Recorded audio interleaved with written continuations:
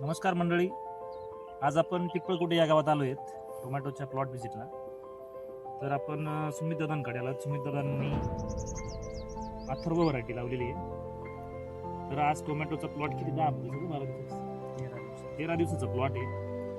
तर तुम्ही बघू शकता की कुठल्याही प्रकारची डम्पिंग झालेली नाही. याचं कारण असं की आपण 4थ्या दिवशी त्यांना GSP कंपनीचं PCT 410 आणि महाफीड कंपनीचं रेक्टरची ड्रेंचिंग दिलेली होती. तर याच्यामुळे फायदा असा होतो की मर कुठल्याच प्रकारची होत नाही. त्याच्यामुळे स्टम चांगला होतो, मुळी चांगली येते आणि सकिंग पेस्टचा पण कुठलाही प्रकार नाही. PCT 410 आणि रेक्टरची ड्रेंचिंग करायला हवी.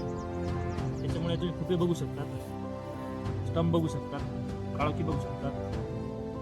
तुम्ही दादा कसं काय वाटलं तुम्हाला PCTचे रिझल्ट? मर जर काही काहीच नाही. तर PCTचं उत्तम औषध आहे ते. स्टमला बी व्यवस्थित क्रिया झाली. चांगलं फुटवा चांगला आहे.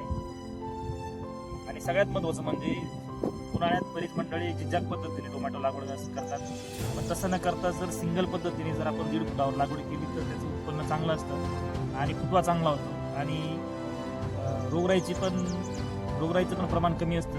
मुळी असो, गोळी असो. तर त्याच्यामुळे लागवड करताना सुद्धा शेतकरी बांधवांनी सरळ रेषेत लागवड करायला पाहिजे. 1.5 फुटावर 5 फुटाचा बेड असायला पाहिजे. 2 झाडातलं अंतर 1.5 फूट असायला पाहिजे, जेणेकरून फुटवा चांगला होतो. तर या पद्धतीने आपण नियोजन करू शकतो. धन्यवाद.